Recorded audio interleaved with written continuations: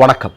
எந்த காரணத்தை கொண்டும் வாக்கு எந்திரங்களில் இருக்கக்கூடிய டேட்டா, அதாவது தரவுகள்னு சொல்கிறோம் இல்லையா, அதை தேர்தல் ஆணையம் அழிக்கவே கூடாது என்கிற அதிரடி உத்தரவை மதிப்புக்குரிய உச்ச நீதிமன்றம் நேற்றைய தினம் அறிவித்திருக்கிறது. அதற்கு என்ன காரணம்?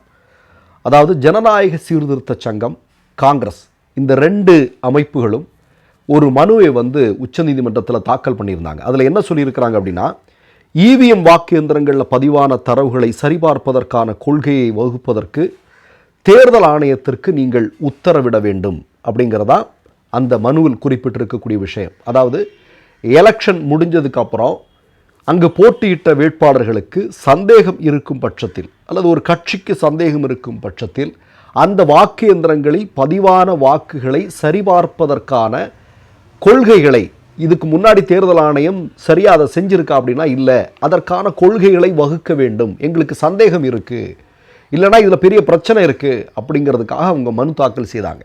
அதையொட்டி தான் மதிப்புக்குரிய உச்ச நீதிமன்றம் நேற்றைய தினம் தேர்தல் ஆணையத்திற்கு ஒரு அதிரடி உத்தரவை பிறப்பித்திருக்கிறது. எந்த காரணத்தை கொண்டும் இவிஎம் வாக்கு எந்திரங்களில் பதிவாகியிருக்கக்கூடிய டேட்டா தரவுகளை ஒருபோதும் அழிக்கக்கூடாது என்கிற ஒரு மிக முக்கியமான விஷயத்தை சொல்லியிருக்காங்க. கூடுதலாக என்ன அப்படின்னா, ஒரு கட்சியினுடைய வேட்பாளர் ஒரு தொகுதியில் நின்று தோற்று போகிறார் என்று வைத்துக் கொள்ளுங்கள். அவருடைய தோல்வியில் அவருக்கு சந்தேகம் வருகிறது என்றால், ஒரு பொறியியலாளரை வைத்து வாக்கு எந்திரத்தை சோதனையிட்டுக் கொள்ளலாம் அப்படிங்கிற உத்தரவும் பிறப்பிக்கப்பட்டிருக்கிறது.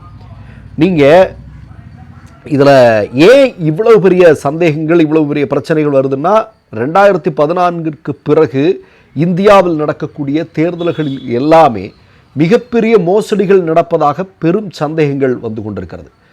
அதாவது விவிபேட்டில் பதிவு செய்யக்கூடிய ஸ்லிப் உங்களுக்கு தெரியும். வாக்கு எந்திரங்களில் நம்ம போடக்கூடிய வாக்கு உறுதியாக அந்த சின்னத்திற்கு தான் விழுந்திருக்கிறதா என்பதை உறுதி செய்யக்கூடிய விவிபேட் ஸ்லிப்பு.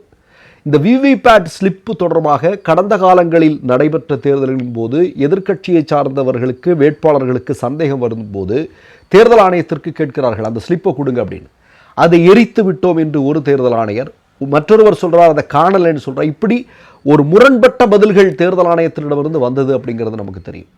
போதாக்குறைக்கு என்ன அப்படின்னா, பல்வேறு இடங்களில் வாக்கு எந்திரங்கள் சரிவர வேலை செய்யலை. இப்போ ஒன்றும் இல்லை, டெல்லி தேர்தலில் கூட நீங்கள் பார்த்தீங்கன்னா பாஜகவுடைய மிக முக்கியமான தலைவர்கள் போட்டியிட்ட பகுதிகளிலெல்லாம் வாக்கு எந்திரங்கள் பல்வேறு நேரங்களில் குளறுபடிக்குள்ளானது என்கிற செய்தி நமக்கு வந்தது. ஹரியானா தேர்தலில் 99% எப்படி பேட்டரி சார்ஜ் வாக்கு எந்திரங்களில் இருக்க முடியும் அப்படிங்கிற கேள்வி கேட்கப்பட்டது. இன்று வரையிலும் தேர்தல் ஆணையம் அது தொடர்பாக பதிலளிக்கவே இல்லை. இதெல்லாம் நமக்கு தெரியும். இப்போ நான் என்ன கேட்குறேன் அப்படின்னா, ராகுல் காந்தி கூட ஒரு சில தினங்களுக்கு முன்பு உங்களுக்கு தெரியும், மிக முக்கியமான ஒரு செய்தி இல்லையா, இன்றைக்கு இந்தியாவில் இருக்கக்கூடிய மக்கள் எல்லாமே பெரும் அதிர்ச்சி அடைந்தார்கள். 5 மாதத்தில் 39 லட்சம் வாக்காளர்கள் மகாராஷ்டிரா சட்டமன்ற தேர்தலில் சேர்க்கப்பட்டிருக்கிறார்கள். அவர்கள் எல்லாரும் இமாச்சல் பிரதேசத்தை சார்ந்தவர்கள். அப்போ இந்த இமாச்சல் பிரதேசத்தில் இருக்கக்கூடிய 39 லட்சம் வாக்காளர்களையும் பாஜக இந்தியா முழுவதும் அனுப்பி கொண்டிருக்க போகிறதா என்கிற கேள்வியை நாம் இந்த இடத்துல முன்வைக்க வேண்டியிருக்குது. இப்போ டெல்லி தேர்தல் குறித்தும் இதே மாதிரியான சந்தேகங்கள் ஏராளமாக வருகிறது.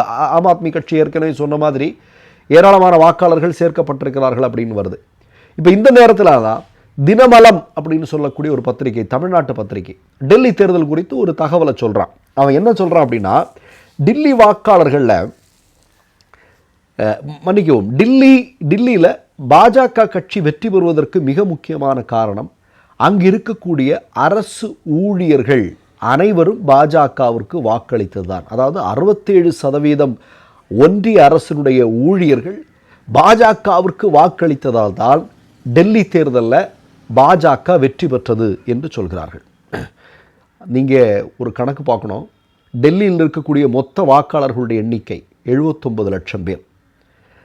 தேசம் முழுவதும் ஒன்றிய அரசு துறைகளில் வேலை செய்யக்கூடிய மக்களுடைய எண்ணிக்கை அப்படின்னு பார்த்தீங்கன்னா 49 லட்சம். அதாவது இந்தியா முழுவதும் ஒன்றிய அரசினுடைய துறைகளில் வேலை செய்யக்கூடிய ஒட்டுமொத்த மக்களுடைய எண்ணிக்கை அப்படிங்கிறது 49 லட்சம். இப்போ நீங்கள் கணக்கு பார்த்தீங்க அப்படின்னா 67 லட்சம் பேர் நீங்கள் அரசு ஊழியர்களாக இருக்கிறாங்க, ஒன்றிய அரசுடைய ஊழியர்களாக டெல்லியில் இருப்பதாகவும், அவர்கள் ஓட்டு போட்டதுனால தான் வின் பண்ணியிருக்கிறாங்க அப்படிங்கிற மாதிரியான ஒரு தோற்றத்தை தினமலம் அப்படிங்கிற ஒரு பத்திரிகை இன்றைக்கு முன்வைத்திருக்கிறது. நான் என்ன கேட்குறேன், இந்தியா ஒட்டுமொத்தமே 49 லட்சம் ஒன்றிய அரசு ஊழியர்கள் தான் இருக்கிறாங்க. அப்படின்னா டெல்லியில் மட்டும் இவ்வளோ பேர் வாக்களித்தார்கள் சொல்கிறதெல்லாம் எவ்வளோ பெரிய பித்தலாட்டம். இதையெல்லாம் ஒரு ஊடகம் செய்யலாமா? கொஞ்சம் யோசிச்சு பாருங்கள். அதாவது உங்களுக்கு தெரியும், சில காலமாக ஒரு பொய்யை பரப்பி கொண்டிருக்கிறார்கள். இந்தியாவில் மோடி அவர்கள் ஆட்சி பொறுப்பிற்கு வந்ததற்கு பிறகு 25 கோடி நபர்களை, 25 கோடி மக்களை வறுமையினுடைய பிடியிலிருந்து மீட்டிருக்கிறார்கள் அல்லது வறுமையிலிருந்து வெளியேற்றி இருக்கிறார்கள் அப்படிங்கிற ஒரு செய்தி இதே மாதிரியான தினமலம் பத்திரிகை தொடர்ந்து பேசி கொண்டிருக்கிறதெல்லாம் நம்ம பார்க்குறோம். இந்தியாவுடைய பெரும்பாலான ஊடகங்கள் அப்படி சொல்லி கொண்டிருக்கிறது. அப்போ உண்மைக்கு புறம்பான விஷயங்களை, அது குறிப்பாக நான் எதுக்காக சொல்கிறேன் அப்படின்னா, வாக்கு எந்திரங்களில் இருக்கக்கூடிய டேட்டாவை அழிக்கக்கூடாது அப்படின்னு உச்சநீதிமன்றம் சொல்லுதுன்னா, இது தொடர்பான மனு தாக்கல் செய்த மனுதாரர்களுடைய கோரிக்கைகளில் ஏதோ உண்மை இருக்கிறது அப்படிங்கிறது உச்சநீதிமன்றத்திற்கு தெரிந்ததில் தானே அப்படி ஒரு முடிவு எடுக்கிறாங்க. அதானே முக்கியமான விஷயம். இன்னொன்று நான் என்ன கேட்குறேன் அப்படின்னா, தேர்தல் முடிந்ததற்கு பிறகு உச்சநீதிமன்றம் கேட்ட மிக முக்கியமான கேள்வி, தேர்தல் முடிந்ததற்கு பிறகு வாக்கு எந்திரங்களுடைய டேட்டாவை, தரவுகளை அழிப்பதற்கு என்ன மாதிரியான ப்ராசஸை நீங்கள் வச்சுருக்கிறீங்க? அந்த மாதிரி கேள்வியும் கேட்டிருக்கிறாங்க. எப்போ நீங்கள் அழிப்பீங்க, எப்படி அழிப்பீங்க, இது குறித்த தகவல்களை எங்களுக்கு கொடுங்க அப்படின்னு சொல்லியிருக்கிறாங்க. மார்ச் 3ஆம் தேதி இந்த வழக்கை தள்ளி வைத்திருக்கிறார்கள். சரியா? இப்போ நான் என்ன கேட்குறேன் அப்படின்னா, ஒட்டுமொத்தமாகவே இந்த தேர்தல் ஆணையம் அது செயல்படக்கூடிய விஷயத்தில் ஒரு மிகப்பெரிய சந்தேகங்கள் இந்தியா முழுவதும் வலுவாக எழுந்திருக்கிறது என்பதை மறுக்க முடியாது. உச்சநீதிமன்றம் இன்றைக்கு கொடுத்திருக்கக்கூடிய அதிரடி தீர்ப்பு இன்னும் அந்த சந்தேகத்தை வலுவாக்கி கொண்டிருக்கிறது என்பதை மறுக்க முடியாது. மற்றொரு நிகழ்வில் சந்திப்போம். நன்றி, வணக்கம். மை நேம் இஸ் ரெட் சேனலை சப்ஸ்கிரைப் பண்ணிக்கோங்க. அதுக்கப்புறமா பக்கத்தில் இருக்கிற ஜாயின் பட்டனை கிளிக் பண்ணீங்கன்னா ஒரு நியூ பேஜ் ஒன்று ஓப்பன் ஆகும். அதுலேயும் ஜாயின் பட்டனே கிளிக் பண்ணிக்கோங்க. அதில் பார்த்தீங்கன்னா credit R debit card options இருக்கு. இதில் உங்களுக்கு விசா, மாஸ்டர் கார்டு, ரிப்பே அப்படின்னு 3 ஆப்ஷன்ஸ் கொடுத்துருக்காங்க. அதில் நீங்கள் எந்த கார்டு சூஸ் பண்ணுறீங்களோ அந்த கார்டோட நம்பர் என்டர் பண்ணிக்கோங்க.